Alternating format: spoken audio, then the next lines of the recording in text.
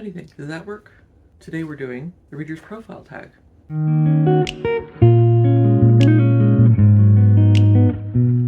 Welcome back to Paper Pages and Possibilities.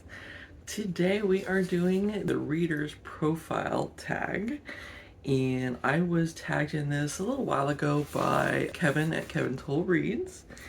And this tag was originated by Hillary B. Green, and I will leave a link to both channels down below. So I will just jump right in. First question, what makes for a good book?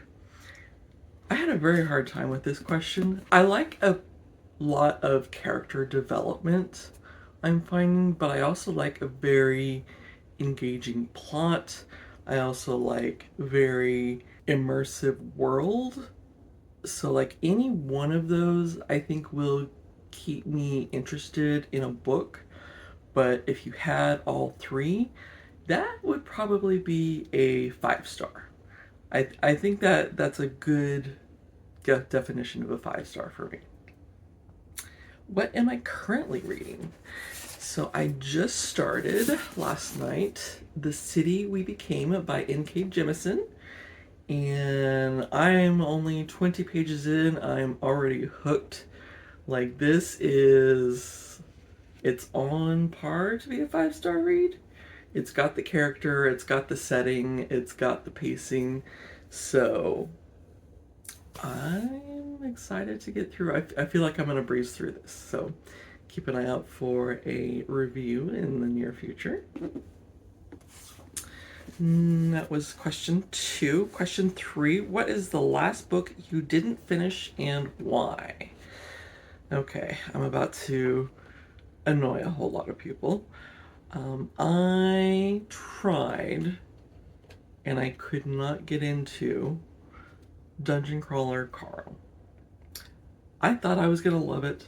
It had all the markings. I played World of Warcraft. I like online gaming. The first chapter I absolutely loved, but it couldn't hold my attention. It got a bit too into the details, I think. Like a lot of information about each creature that was encountered, about each item that was looted. That, I don't know, it started to feel too much like going through a dungeon. Like when I play World of Warcraft, that's not what appeals to me about the game.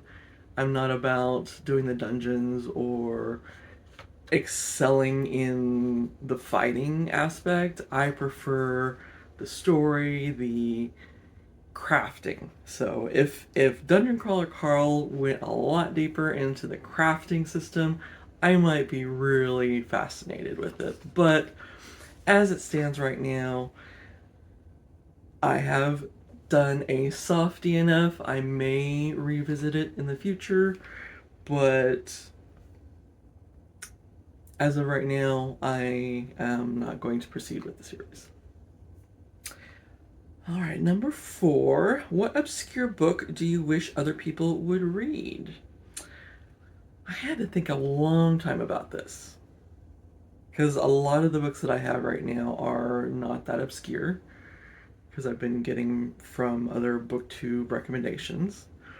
But one came to mind that I thought was perfect. I went through like books I read in the past, and this was the ultimate epic story, like the true definition of epic, and really good pacing, really good characters, lots of humor, lots of action. It's kind of a cult classic, at least the movie is, but the book is still also very good. I'm glad I had a chance to read it. And that is The Princess Bride by William Goldman. So if you're not familiar with Princess Bride, either the movie or the book, highly recommend. Absolutely wonderful movie. I could watch that over and over. I've seen it multiple times. Love it. It has become a cult classic. All right. Question number 5. What's the largest book you've ever read? I had to look this one up as I haven't read any too thick books lately. The biggest book I read most recently was there's a couple in the Sarah J. Maas Court of Thorns and Roses series. But I went on my Goodreads, and the thickest book, or the longest book I have on my Goodreads, is The Stand by Stephen King. And that has 1,348 pages. I did read that a very long time ago. It was a very good book. It's post-apocalyptic, or maybe apocalyptic, a little of both. I really like the storyline. It is very immersive. I'm kind of thinking about going back to it, but the size, it kind of makes me hesitate a little bit. Number 6. If you could have a dinner party with 5 fictional characters, who would they be? I don't think a lot about interacting with these characters myself. But given some time, I decided it would be very interesting to bring together the powerful creatures that I've encountered in the books I have read. Specifically, vampires is where I started, and I couldn't think of enough vampires from books I've read, so I added a few other creatures. So first, Lestat from Anne Rice's vampire series. Second, Dracula, of course. We gotta compare the classic Dracula to Lestat and any other vampire. Eric Northman, he is a vampire in the Sookie Stackhouse series, also known as the True Blood series on TV, but based on the Sookie Stackhouse series written by Charlaine Harris.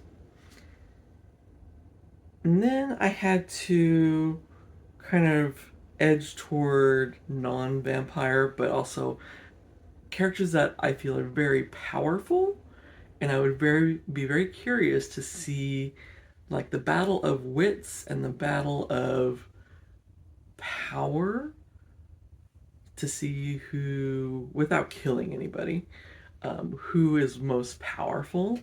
And that is Rysand from the Court of Thorns and Roses series, and also Nesta from the Court of Thorns and Roses series.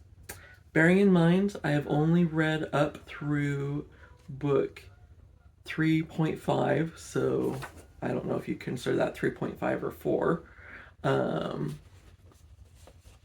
But if it goes more into Nesta's power in future books, I'm not aware of it yet. But just from what I've gotten from the book so far, it feels like she's going to be incredibly powerful. So, those are the 5 I would be very curious to have a dinner with. Number 7. 5 books you'd want if stranded on a desert island. I had a hard time with this, like all the questions. I was probably overthinking it. So first I had the thought, okay, what books would last me a while? A long time.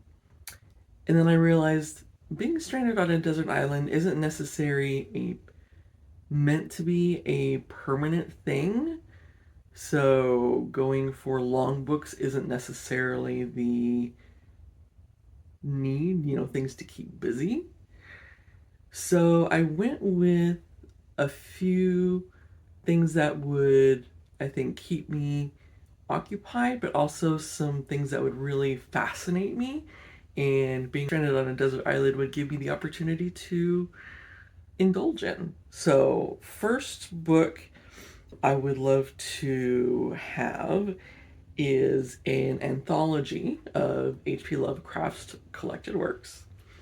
I know that might be cheating a little bit, but they're short stories. So, that would I would love to like just have the time, the peace, the lack of distractions to just like read all the way through it and kind of study and analyze Lovecraft's writing from early to late and look for deeper meanings, deeper ideas from his work.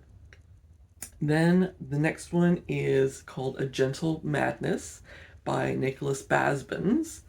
This one all about books and book lovers and reading, and there's so many different aspects that I could reread about that. I am extremely nerdy about books themselves and love to read books about books. So that one would be very high on my list. So that's two. Okay, the next ones, I don't have specific titles, but I would like to have a book on astronomy because being on a desert island, there's going to be no light in the sky, so perfect opportunity to study the skies. Next, I would like a book on meteorology. Kind of a similar reason. Perfect time to study the weather, kind of understand the weather patterns and maybe identify clouds and what they mean in terms of upcoming weather, things like that. And then finally, the last one is a book on oceanography. So, again, similar reasoning. It's something that I would have the time to explore for myself, like read about it and then go and actually see it. And I think that would really entertain me, keep me occupied, keep my mind engaged while being on the desert island. And I actually wouldn't mind that for maybe a month, so long as I could feed myself. I could probably go for that just for the solitude and the chance to have no distractions and really dig into stuff that I don't give myself enough time to do. So, well, maybe a little deeper than it's looking for, but that's where my mind went. So number 8, one book you could not put down. I actually just finished this the other day. Loved it. I had a very hard time stopping when I did. I was reading it very late into the night. That is Annihilation by Jeff Vandermeer. Very immersive, like the world that this describes, the Area X inside this little bubble, without getting into the plot, was just very fascinating. Kind of got into a little bit cosmic horror, which is one of my favorite genres. So that is the book I could not put down. 5 books or authors I will never read.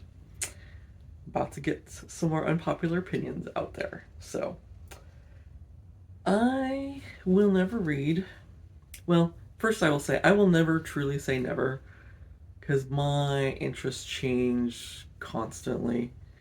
So something I dislike now, I might find a reason or a purpose to go back and read sometime down the road. But as it stands right now, these are books that I don't plan to ever read. First is, and I'm going to group them all together as one, but I am not going to read the rest of the Harry Potter series. Sorry. I read all the way up through book 4. Loved them. I did enjoy them. Book 5 I started it. It got way too dark for me. It was like, I couldn't. And kind of knowing what I know now about how the plot went, I don't think I would want to read it because it's obviously fully spoiled at this point. So 5, 6, and 7, I do not want to read at this point. Next, Sue Grafton. She is the author of the Alphabet Mysteries. So A for Alibi, B for I don't remember any of them. Those, like, just knowing it's 26 books, and I feel like they're very similar in plot and style. I can't stay on one genre, one topic, one theme for too long. That would just, and it doesn't appeal to me to begin with. I'm not big on mystery, so. Next, another very unpopular one, I'm sorry to say, but I do not plan to read the Lord of the Rings series. I know. A lot of people are going to hate me for that, but I don't know. I feel like part of it is just it's overhyped, overdone, so many memes, so many, like, it's just everywhere now. To where there's not a lot of mystery left in it, not a lot that I want to explore. Like, I know a whole lot about the world, about the characters, a good bit about the plot. I just don't know, like, the moment by moment necessarily. So I don't feel a interest in reading the series. And next, Gone with the Wind. Very thick book. Kind of a time period that doesn't interest me a whole lot. And a setting that it doesn't interest me a whole lot. So Gone with the Wind is a book I don't intend to read. And then finally, I'm gonna annoy, like, fantasy people are probably gonna hate me by the end of this video. But the last series I am not going to read is Game of Thrones by George R.R. Martin. Just the thought that all the characters that you enjoy, that you fall in love with, get killed off, to me, like, that right there is enough to make me not want to read a series. So, and then again, very similar to Lord of the Rings, I feel like it's got all the memes, it's got all the marketing, and it's just everywhere, so it's like overdone. I've had enough of it. So, if you are still here, thank you. Let me finish out this tag. Hopefully I don't lose anybody else by the end. And so question number 10, if you were to write a book, what would it be about? I've had this idea, and I thought of this maybe 10, 20 years ago. I don't know that I will ever write it. I am not the writer type. But I have this concept of writing a book about the books in, like, a library. And these books actually have, like, when the library closes, they come alive. And these books have the personalities of the stories that are inside them. So, for example, we would have, like, an Agatha Christie book would have maybe a Hercule Poirot personality, or a horror novel would have a very creepy personality, and so on. Like, a romance novel would have a very swoony girl, and just the idea of a story around those books interacting. I hadn't thought of any sort of plots, but just that concept. So if I were to write a book, I'd probably explore that idea. So those are the 10 questions on the reader's profile tag. And then, of course, there is tagging other people. So I am going to tag, let's see, we've got 6 people. So we've got Leandra at the TBR0, Tyrone at Bookish Dad Reads, Heather at Bookish Downtime, Linda at Elder Talk, Willie at Sis's Book Nook, and finally Charles at CG Rated Books. You are all tagged, and of course, I think it goes without saying at this point, if you are interested and I have not tagged you, consider yourself tagged as well.